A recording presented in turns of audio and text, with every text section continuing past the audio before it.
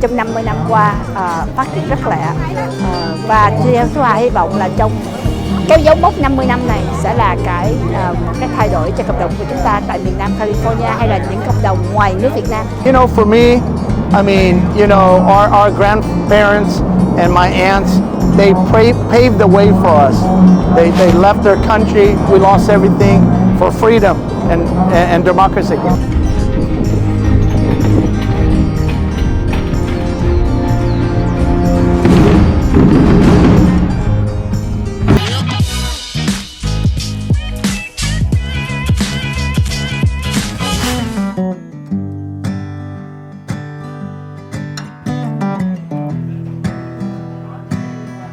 Hôm nay mình có mặt tại USS Midway một lần nữa. Hôm nay chương trình rất là đông mọi người. Mình đã coi được nhiều bài trình diễn của rất là nhiều hội đoàn. Nhất là hôm nay mình đi theo dõi, mình đi cùng với đoàn trống Thiên Anh. Và đặc biệt những cái hình ảnh mà Khang cảm thấy đây thì mình có rất là nhiều bạn tuổi trẻ. Và đặc biệt không phải là tuổi trẻ không, mà những người không phải người Việt cũng đã đến đây. Có người thì Khang nghĩ họ tới thăm cái USS Midway thôi, nhưng mà cũng có thể là họ sẽ cảm thấy như là hôm nay tại sao mà các chương trình này họ đi vòng quanh để đi tìm hiểu. Nhưng mà có rất là nhiều người bạn trẻ như là con cháu của những người mà đã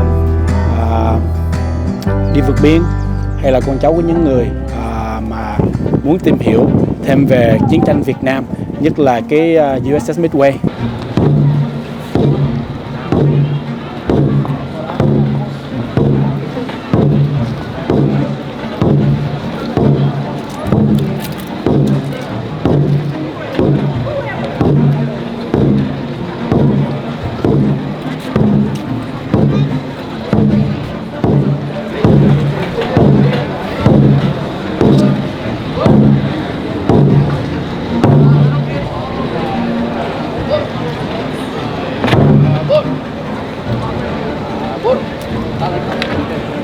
Mảnh đất hình chữ S tồn tại từ ngàn năm bằng tinh thần quật khởi và đấu tranh chống giặc phương Bắc.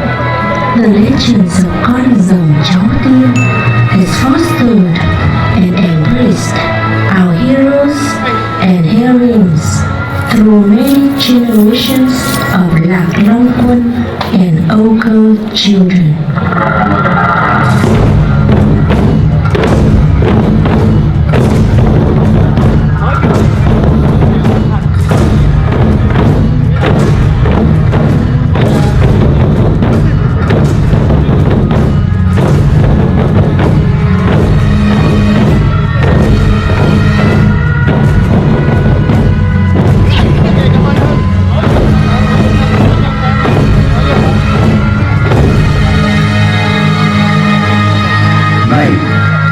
Bạn trẻ, bạn có biết vì sao thế hệ cha ông đã liều lĩnh bằng cả mạng sống vượt biển đưa bạn đến mảnh đất này?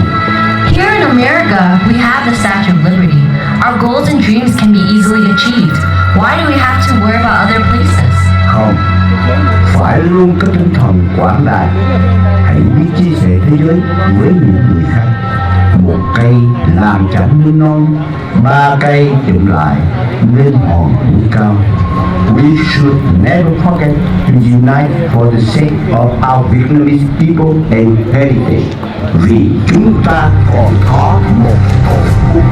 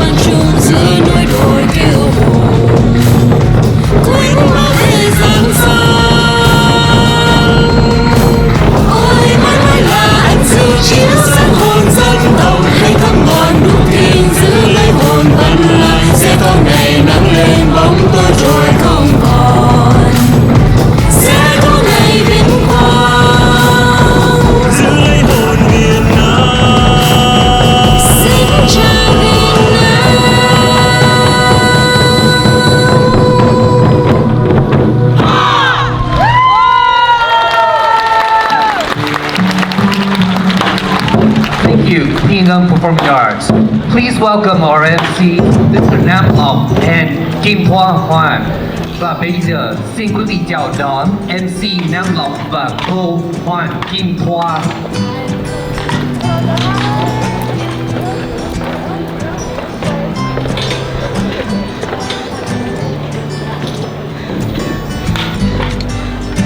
Thank you. Xin thành thật cảm ơn đoàn thiên ân rất nhiều. And of courage to honor all of those who experienced the harrowing journey. I see trees of green and red roses too. I see them bloom for me and for you, and I think to myself,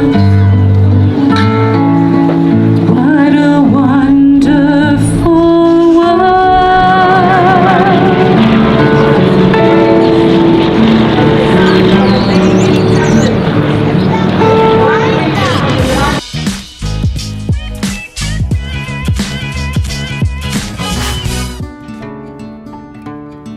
Chúng tôi là Thu Hà Nguyễn, là cựu phó thị trưởng của thành phố Gandro và cũng là thành viên trong ban tổ chức cho chiến dịch 50 năm chiến dịch Gió Lốc, cũng giống như ngày tưởng niệm mất chính thể Việt Nam Cộng Hòa tại USS Midway hôm nay.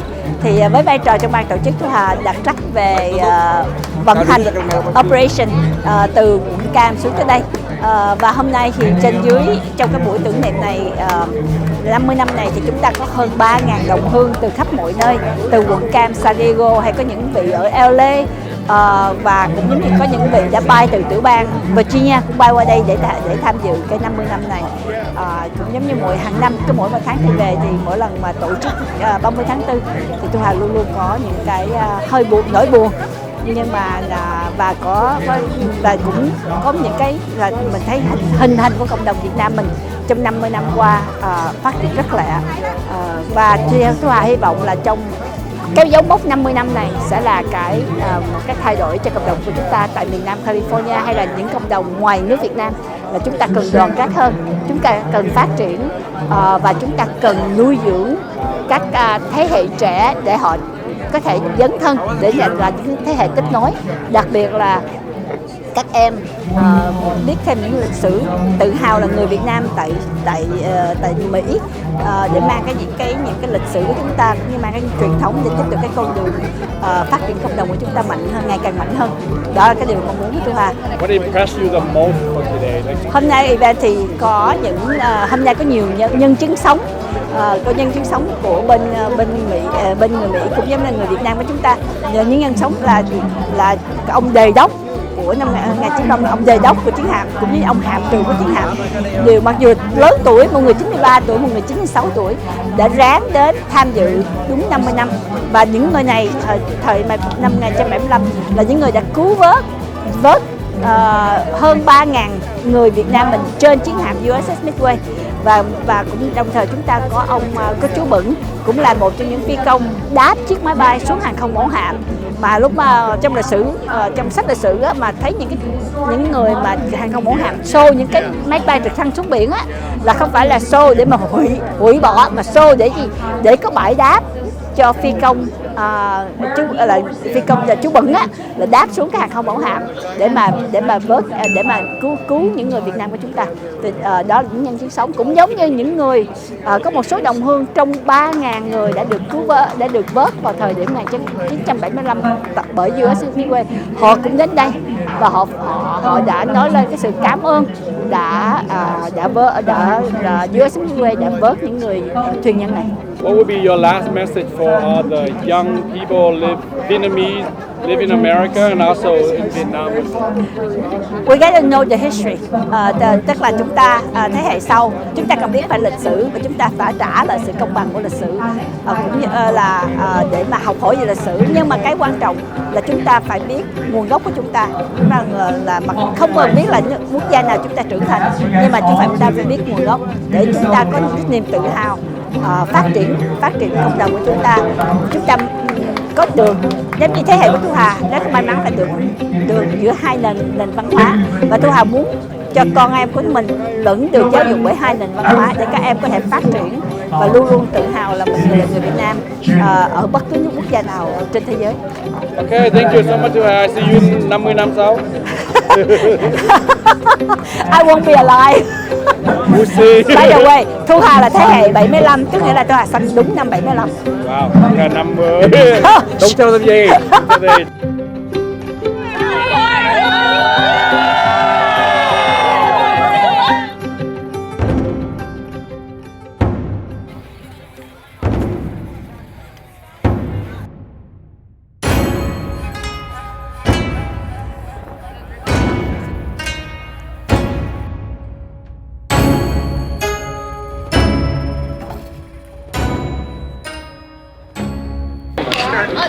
We're trying to get our attention.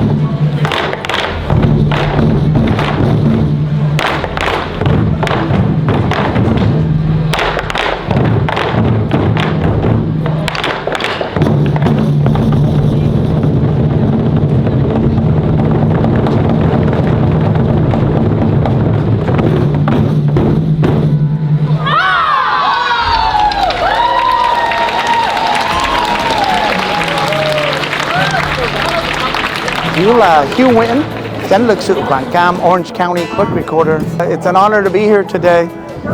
50 years ago, I was rescued on this ship, and so we were at the airport and we were rescued under the program which we know now is Operation Frequent Wind. And so we were rescued by helicopter and landed on the Midway. So, you know, it's a privilege and honor to be here. I'm so proud of our community, how far we have come in 50 years. And so just want to be here to thank Admiral Larry Chamber and Vern Jumper and 3,073 refugees rescued on this ship 50 years ago. What was your first memory on this ship? I remember the Midway had really good food. I don't know why that is stuck in my mind, but yeah, I remember sleeping on bubble wrap. That's what Vern Jumper told me at the lower deck, right? And so, yeah, it's been a great journey. We came over with nothing but just dream and hopes, and to see all of us, and especially, you know, I pinch myself every day, working hard and becoming the elected official in Orange County, and I wouldn't be here if it wasn't for this USS Midway. How old were you when? I was 7. 7. What would be a message that you would like to have to give to young Vietnamese Americans? You know, for me, I mean, you know, our grandparents and my aunts, they paved the way for us. They left their country. We lost everything for freedom and democracy. And so for me, I tell all the kids out there to dream big, work hard, never give up. You can do anything you want to do and accomplish in America. And so, you know, we set the path, and now it's their turn to accomplish anything they want to accomplish.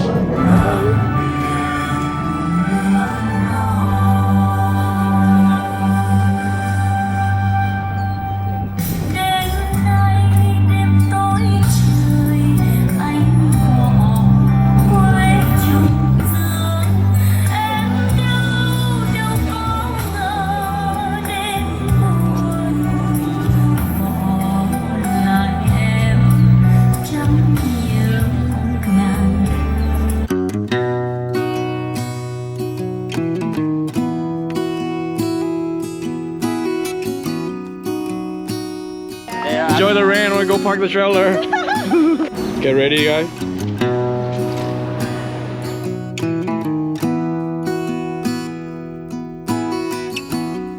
Và hiện giờ là mình đang ở trong cái khu vực của tàu mẫu hạm USS Midway, và đây là cái museum.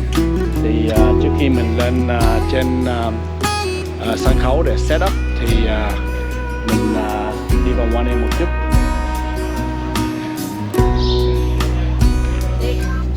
If you want to come down here, we'll have this elevator ready. Is this what they use to carry all the aircraft up? Or? Yeah, we have 3 aircraft elevators. So they usually, when you watch the movie Top Gun Maverick, it moves in 30 seconds. So you would have 2 F-18s over here. So you would have 30, 45 planes in there, and then you'd have 30, 45 planes in the hangar bay.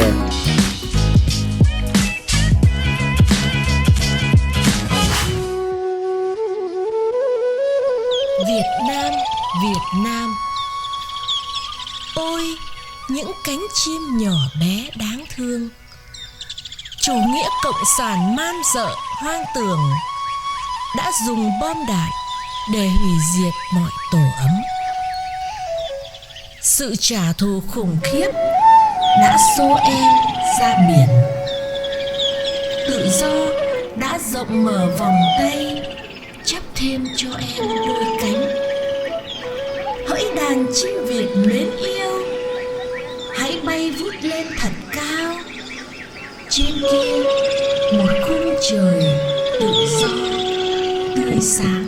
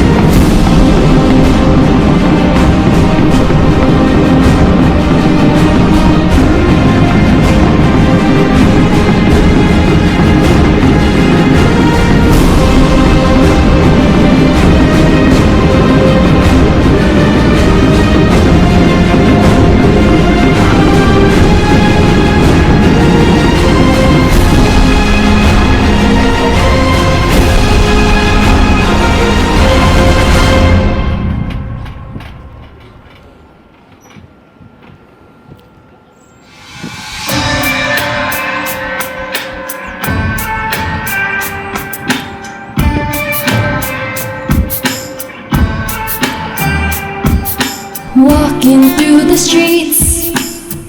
Sometimes a stranger's in my town.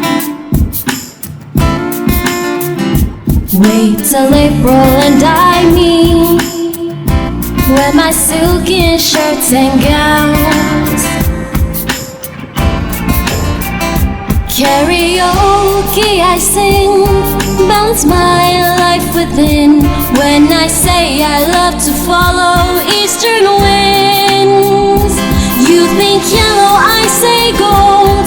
It's the color of my real skin. I am young, but I am told that my history flows within. You think yellow, I say gold. Feel the currents of Red River through my soul. You think yellow, I say gold.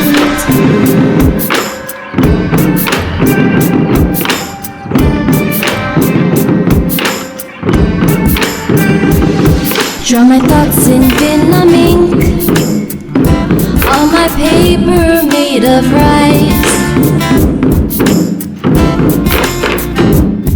I am shy in the beginning when a boy gives me the eye. Karaoke I sing, balance my life within. When I say I love to follow eastern winds. You think yellow, I say gold. It's the color of my real skin. I am young, but I am told that my history flows within. You think yellow, I say gold. Feel the currents of Red River through my soul. You think yellow, I say gold. Oh, Red River, take me home. Feel the currents through my soul. You think yellow, I say gold. It's the color of my real skin. I am young, but I am told that my history flows within. You think yellow, I say gold. Feel the currents of Red River through my soul. You think yellow, you think yellow, I say gold. It's the color of my real skin. I am young, but I am told that my history flows within. You think yellow, I say gold. Feel the currents of Red River through my soul.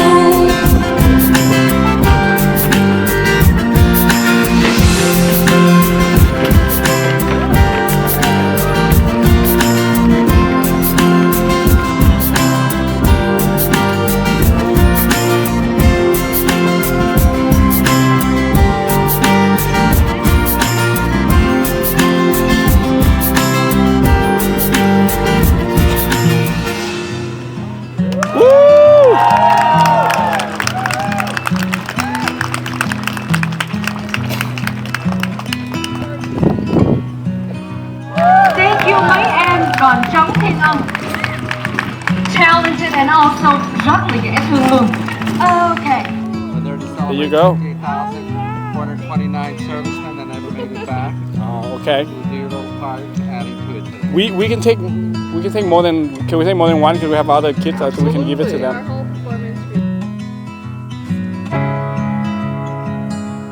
So April 26, 2015. That was the last time we... Or at least this was when the picture was taken. Oh, that was that picture? Yeah, this was April 26, 2015. Oh my God.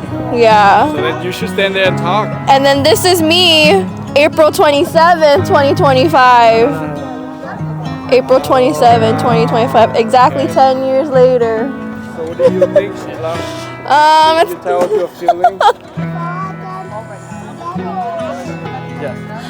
It's good to be back. I think I feel like we see a lot more the youth around here this time around. Yeah, for the event, which is nice because I don't think we're always trying to preserve the culture with the youth. So it's nice to see them all out here. So, I'm gonna commemorate me. Well, I like to be a part of like history. I like to be in the space where history was once here. I feel like like we've always know the stories of like, you know, the Vietnam War, the fall of Saigon, how all of this was a part of it too. So just to be in the space and to see it all, and to see, I think there's even some people who were even on this boat and they come back here now, right? So yeah, that's cool to experience and hear about. What do you think about our Vietnamese community after 10 years? Because last time you were there, right, 10 years ago? Yeah, from what I see with like social media and everything, like people, we're always trying to share most of like our foods and like different music. I think there's like some like Vietnamese sounds, Vietnamese music that's like trending on like TikTok and things like that. And you see like, you know, people of like different cultures like lip syncing to our songs. So I think we're more of like, let's share through like different foods, different kinds of like music. Okay. So for you as a Vietnamese American in America, yeah, that is more. That's more important to me. Yeah, it's more important for me that different people from different cultures get to try our foods. Just because I know, you know, living in America, our foods look very different. Other Asian foods look different. So not like. We're not. Back to Vietnam, Yeah. We're more like let's spread it. Let's spread it. Let's share it with other people around us. Các em học sinh thân mến, các em có sẵn sàng để nâng các kỹ năng của mình lên mức cao hơn chưa? Hãy sẵn sàng đi, bởi vì học khu trung học Huntington Beach đang bổ sung thêm các lớp giáo dục kỹ thuật nghề hay CTE trong niên học tới. Cho dù em thích về kỹ thuật, y tế, kinh doanh hay các ngành nghề khác, đều sẽ có lớp ưa thích cho mỗi người. Các lớp CTE được thiết kế để cho học sinh có trải nghiệm thực tế trong đời sống. Hãy tận dụng cơ hội này để phát triển các kỹ năng đáng giá, giúp các em chuẩn bị cho sự thành công. Các lớp CTE sẽ khác nhau tùy vào các trường trong học khu. Em nhớ hỏi chuyên gia hướng dẫn của mình để xem các lớp nào được dạy ở trường em. Đừng bỏ mất cơ hội này để khám phá về các đam mê và tiềm năng của mình.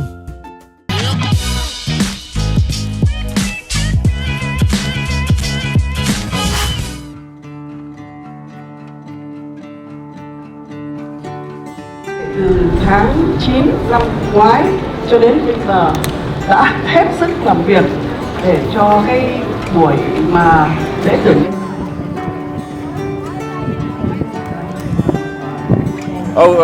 Tôi là tên là Trần Thật, Hạ sĩ quan khóa 272 của Việt Nam Cộng Hòa. Tôi về phục vụ ở tiểu khu Vĩnh Bình. Mỗi hàng năm mà cứ tới ngày 30 tháng 4 là một ngày mà nó gây cho tôi rất là nhiều xúc động. Bởi vì năm nay tôi quyết định tôi trở lại cái chiến hạm này là một cái chiến hạm mà nó đi vào lịch sử của chiến tranh Việt Nam. Và nó phục vụ hồi chiến tranh Việt Nam mà nó đã cứu được nhiều người mà khi ngày 30 tháng 4 đi ra biển đó, cho là bởi vậy tôi mới có mặt ở đây ngày hôm nay để kỷ niệm. Chú nghĩ về cái chương trình hôm nay thì nó có lợi ích gì cho cái tuổi trẻ rồi? Thật sự ra nó lợi ích chứ, tại vì cái thế hệ của chúng tôi trước sau gì cũng đi qua rồi, thành ra tôi nhìn thấy cái thế hệ tiếp tục mà để hiểu về chiến tranh Việt Nam một cách đứng đắn nhất. Tại vì chiến tranh Việt Nam mà cái người trong lịch sử Việt Nam không hề có tiếng nói của người thua cuộc, bởi vì cái người thắng cuộc cũng vẽ rồng vẽ rắn gì vẽ. Thành ra nó đi lạc sự thật, mà trong lịch sử nó đã có nhiều lần vậy rồi chứ không phải là đây là lần năm 75 rồi, nhưng mà lần năm 75 này nó sẽ trầm trọng hơn.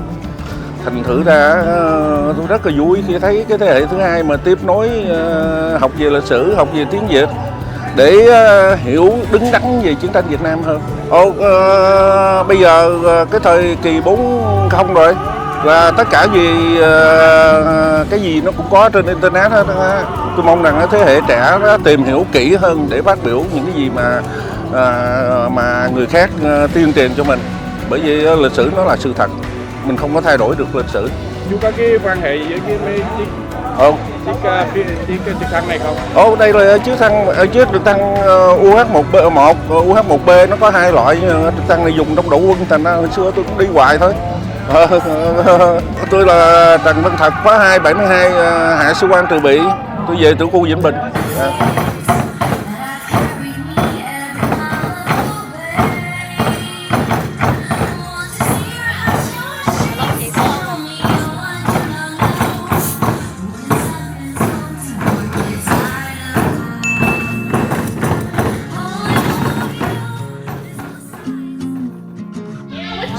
Yeah, that was big, huh? Yeah, I think this is. Oh, that's it. They want to buy stuff. So you're recording me eating? What are you eating? Hello, Mai Khan here from Thiên Ân Performing Arts. 10 years ago, we got the opportunity to perform on the USS Midway with our song I Say Gold. And today in 2025, we got the second chance to perform I Say Gold and Con Rằm Cháu Tiến. How do I feel about it? It is truly an honor to be able to come back to USS Midway and to perform, and also get the chance to really share people the story as well as learn from people's experiences as well too. So truly honored to be part of it all. Definitely was a lot of early morning wake ups, getting here early because it's all the way in San Diego.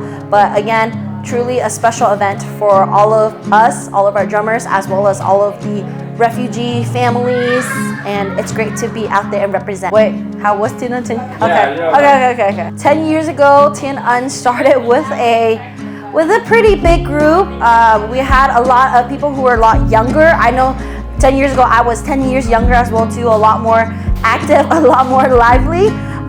But now today we have so much more people here together. So we have our junior group, we have our big kid group, and we have the ones who performed 10 years ago come back and perform again. So our group has grown bigger, definitely stronger, and it's truly great to see that we get to do our I Say Go performance and then also add in Con Rằm Cháu Tiến as well too. So it's super important to continue this because this is one way that we can preserve our Vietnamese culture, and as well as it's a way for us to do a lot of storytelling. Luckily for us, we have grown with hearing about a lot of stories about the fall of Saigon, about the refugee journeys of how they got from Vietnam to here. And so when we do these kind of performances, we always keep that in mind so that we can continue sharing those stories. The older generations, they might have passed, but because they have already gave us that information, that they have shared us those kind of experiences, that we get that knowledge and we can give it back and let the younger generation learn more about it as well too. So definitely whatever we can do to keep the Vietnamese culture alive.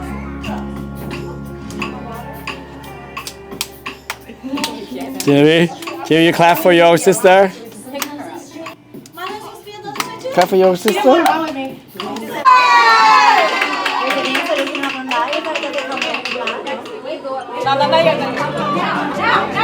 Thì Khang đã 10 năm về trước, Khang đã có mặt ở đây cùng đoàn trống Thiên Ân. Thì khán giả có thể xem cái đoạn video clip đây nè. Và 10 năm sau, 10 năm qua, mình đã nhìn lại, thì nói chung là mình cũng đã lớn rồi. Cái sự tìm hiểu biết về chiến tranh Việt Nam thì nó càng ngày mình được biết nhiều hơn. Khang không phải lúc nào cũng mình không có nói mình là một người rất là biết đến chiến tranh Việt Nam nhiều, hay là biết đến những cái lịch sử như là lịch sử của cái USS Midway đi. Nhưng mà những cái cơ hội này là mình cho một cái cơ hội để mình tìm hiểu được thêm càng nhiều hơn. Mình cũng có cơ hội để mình nói chuyện với các bạn trẻ, và đặc biệt cũng các cô chú lớn đã có mặt trong chiến tranh Việt Nam của mình. Thì Khang cảm thấy là 50 năm chắc là Khang sẽ không có thể nào mà có mặt được tại cái 50 năm kế tiếp, đúng không? Thì lúc đó là mình là 90 tuổi rồi. Nhưng mà đây là một cái cơ hội rất là đặc biệt. Mình nghĩ lại những cái tuổi trẻ, cái quan trọng của giới trẻ Việt Nam tại hải ngoại mình, thì những cái điều gì các em đang focus on nhiều thì dĩ nhiên nó sẽ khác với các cô chú, các bác.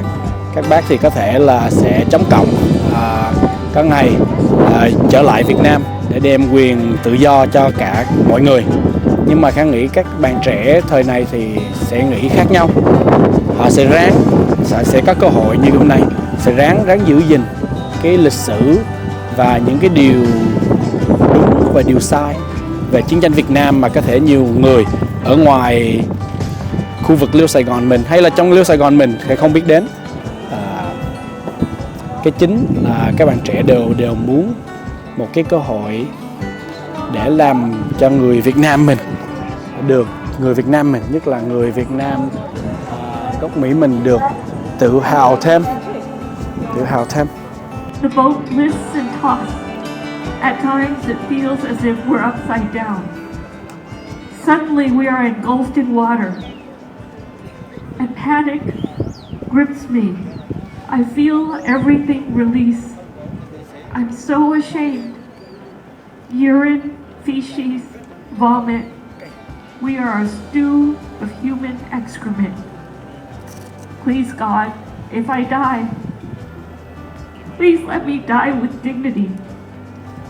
Wearing clean clothes, freshly bathed. Please don't let me die like this. Hungry, filthy, terrified.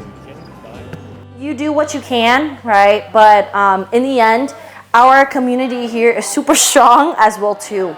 And so what we can do here is continue that story, continue that journey. Something that we can continue on building here because we just have a lot of Vietnamese people here too. And for them to continue doing what we're already starting to do. So. Okay, thank